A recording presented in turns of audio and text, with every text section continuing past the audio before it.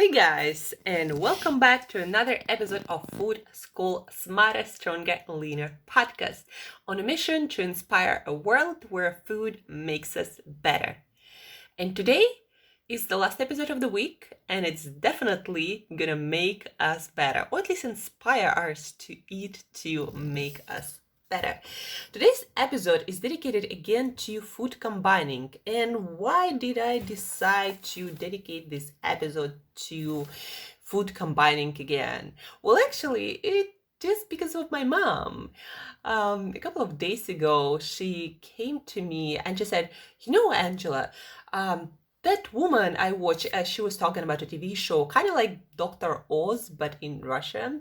And so she said, this woman, she said that she was talking about the same food combining principles that you shared with me lately. She was talking about why chocolate or ice cream is such a bad combination for health because it's high fat and high carb. And she also shared her favorite brand of Russian chocolate, where instead of sugar they use stevia, and they also include more fiber to reduce the amount of fat. And that happened to be my favorite chocolate that I introduced my parents a long time ago to. And so she was just really excited that she already knew that before that TV person knew that. Wait, a couple of decades and everyone will be eating like I do. Anyhow, guys, so that's why I decided to share once again some principles of food combining. But before I do that, quickly and simply, I'd like you to think about your cat or a dog. Imagine, or maybe you want to try this to torture your cat or dog. I'm not sure about that, if it's a good idea. But anyhow, imagine feeding your cat or your dog, your hypothetical cat or dog, if you don't have one like I don't. Imagine feeding them just fruit, like just fruit. No food, nothing besides fruit. How long do you think your cat or dog will survive? They will probably eat it still, especially if you make them really hungry, but probably not long. Probably they're gonna get less energetic and crazy, and they might even die real soon. So I don't really recommend that. But imagine doing that. We kind of understand what is suitable food for other animals. We know what makes them happy and healthy, having this amazing fur and just jumpy and energetic and playing all the time. And we also know what makes them, sluggish and sometimes even fat and not moving too much, especially if you experiment with food of your pet a lot. You know how their food changes them, their behavior, and how they look, like their fur and everything. But for humans, somehow we just don't think about that. We just think that a human being can eat whatever and still be just as fine, beautiful, energetic, and fit, no matter what we feed to a human being. And I guess that's because a lot of times you would hear that humans are omnivores, but what it means is we can eat a wide variety of foods, but not everything, especially not everything that our food system, our food industry can create. Like, we are not made for that. We can eat variety of foods, but we also do still have certain nutrition requirements like vitamins and minerals, fats and proteins that we cannot survive without for a long time without suffering.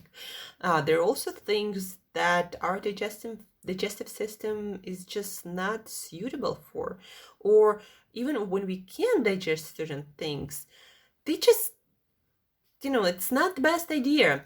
And why you want to think about food combining is because the less suitable food is for our digestive system, the more energy it's going to take for our body to digest it and to get the energy from, and the less energy we're going to have for life.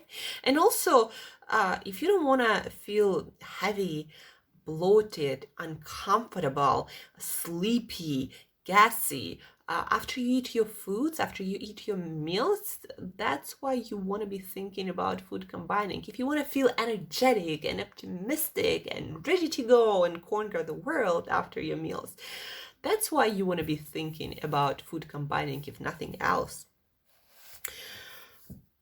And before we speak about specific food combinations, I suggest you to do a simple experiment. Really simple, guys. Even if you're low carb and keto, a bowl of fruit won't kill you. So the experiment is the following. Try one day to eat a certain fruit that are available to you, that you love. Sweet fruit, sweet and sour, like berries, maybe some bananas. Do not eat melons. They are their own thing, but other fruit will work just fine. So eat a bowl of fruit by themselves, and then in an hour after you finish your fruit, eat the same amount of nuts. Obviously the calorie is going to differ, but choose your favorite nuts, just nuts, no salt, no nothing added. So first a bowl of fruit, an hour later a bowl of nuts. Don't mix them up. First bowl of fruit, and in an hour bowl of nuts. And then just eat as you would eat normally. Besides that experiment, and journal how you feel after eating fruit, how you feel after eating nuts, and how you feel the rest of the day, right? And then the next day, use the same amount and kind of fruit and the same amount and kind of nuts, but eat them together. Just eat them like you would eat a trail mix. Eat them together, the same amount, the same kind. And then journal and see how you feel, and continue eating as you did previous day too, and see overall how energetic and how. So do this experiment, please, guys, and see how you feel. It's really simple, and once you understand that it's quite different eating the same foods in one meal and not really combining them well, or eating the same foods but in different meals, or having space between them, appropriate space for digestion that requires for those foods. See how it's different, how different it makes you feel, and then you feel more empowered, more motivated to continue learning the basics and using them, the basics of food combining, to have more energy, to feel better. And at the end of the month or year, you're just gonna feel and look so much better, and it's gonna be so much easier to maintain your weight, your energy levels, your health, your proper eating habits. So try this experiment first. Again, day one, you eat a bowl of fruit. In an hour later, you eat a bowl of nuts, and then journal your experience, how you feel, and then continue eating as you usually do. And then the next day, you eat the same amount and kind of fruit and nuts, but in the same meal. And then again, keep the same of the day as you did the day before. So do this experiment and let me know what happened. So the basics of food combining, what are those?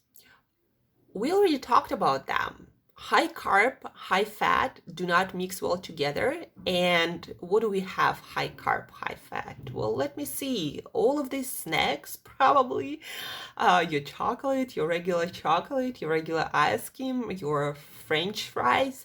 If you decide to cook some potatoes or sweet potatoes with a lot of butter, or maybe eating it with avocados. If you eat high fat meat or fish, that's going to be a lot of fat, and if you combine it with mashed potatoes or peas or carrots or any other tubers, or some grains, some fast processing or digesting carbohydrates, like again maybe rice, maybe pasta, that's all going to be high fat. Your pizza is high fat. Some pasta with some cheesy creamy sauce, high fat, high carb. There are the tons of high fat, high carb combinations, and one of the most popular trail mix, dried fruits, nuts, high fat, high carb. So food combining doesn't just go for processed foods or for foods we cook, but also for like uncooked foods like fruit and nuts. Not a bad idea, not a good idea. It is a bad idea. Um, so that's one of the combos that you should avoid as much as possible. Another one is protein and carbohydrates, high protein, high carbohydrates. So like protein bar, protein, a lot of protein shakes would have a lot of protein and a lot of added sugars. What else do we have here? We have potatoes and steak. We have there are many, well, maybe not so many, especially in nature. You'll never find protein and high carb. But yeah, the most, or fish and chips, another one that is high protein and also, of course, high fat, and then also high carb. So those are some worst combinations. And then a good combo is protein, fat, and a lot of fiber in the form of non-starchy vegetables. So protein and fat. But even if you eat just protein and fat, like maybe some fish and nothing else, some fatty fish, or some steak or eggs, fat and protein, for example, that also is fine. But you can add a lot of fiber in the form of non-starchy vegetables, and those vegetables are Brussels sprouts, broccoli, onions, tomatoes, cucumbers, bell peppers. There are quite a few, and you can Google the list of non-starchy vegetables. Really fast and easy to look up. Guys, the last point that I want you to understand today is when you go to a restaurant or a cafe, even if that's some vegan cafe, or even if that's raw vegan or keto or paleo, in a lot of those places, they either don't know about food combining, or they know very little, or they just decided not to use it because they think that digestive system can just burn through anything. In most of those places, like I've never actually been to one where food combining rules are used. In those places, they don't use it. So most of the food combos in restaurants will make you feel heavy. Keto probably works a little bit better just because you eliminate carbohydrates, and so you can't really combine a lot of carbohydrates with fat or a lot of carbohydrates with protein, because and some people, when they have off keto days, they do combine protein and carbs and fat and carbs, and then they feel really sluggish. But that might not necessarily be because of carbs, but because of the combo. So next time, if you are keto and you do want to go a low carb, maybe try having carbs without any fat and see how that might work. And for example, with fruit, as we talked previously on this podcast, you can eat your fruit and in an hour you can eat other foods, but do not do the other way, because usually fats and proteins take much longer time to digest. And so even if you eat fruit after 1 hour after your protein and fat meal, that's still going to cause a lot of problems, because protein and fat, depending on the size, the amount, it might take 6 hours to just get through your digestive system. So just keep that in mind, guys. Another thing that you want to understand is that when companies create food products these days, how our digestion works is the last thing they would look at. So most of food products, they are not designed well for human digestion, so they're bad combos. And most supplements too, especially meal replacements, like where else would you find, again, high carb and high protein, or sometimes even high fat, high protein, and high carb, like all of that together. Some supplements manage to do that, so also not a great idea.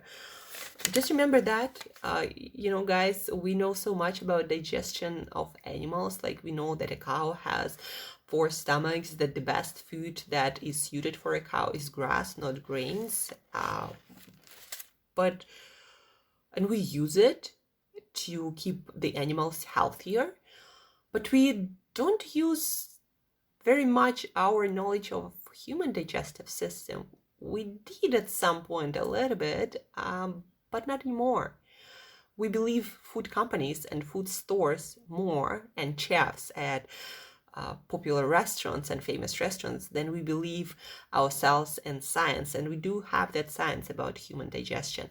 And next week on this podcast, we're going to dedicate quite a few episodes to food combining again, but then also there are going to be episodes about specific foods that you might have questions about, like skyr, what that new dairy product on the market that got so popular, right? So we're going to be talking a lot about food combining, food digestion in the human body, as I'm also going to be diving deeper into this subject, because I do believe that it's the future, it's going to be used in the future much, much more than we do now.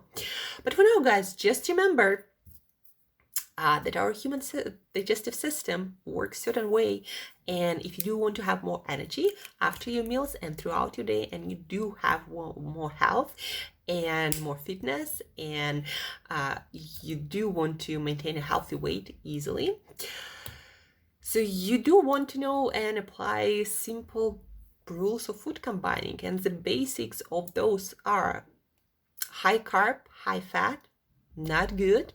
If the amount of carbs and fat in food is kind of like equal and kind of high, then it's really not a great idea to consume that food. So high protein, high carbohydrate, a bad idea also for so many reasons, for your metabolism and digestion and your longevity and your weight loss or fat loss. And a good combo: fat, protein, and a lot of fiber in the form of non-starch vegetables. And that's about it, guys. So thank you for tuning in this week. Thank you for listening. I really appreciate all of your feedback, all of your love that you're sending to me via social media or email. So keep doing that. Stay tuned. Share this episode with one another person to talk about it, to learn from each other, to be more motivated to apply the knowledge. And as usual, guys, have an awesome weekend. Until next time, eat better daily.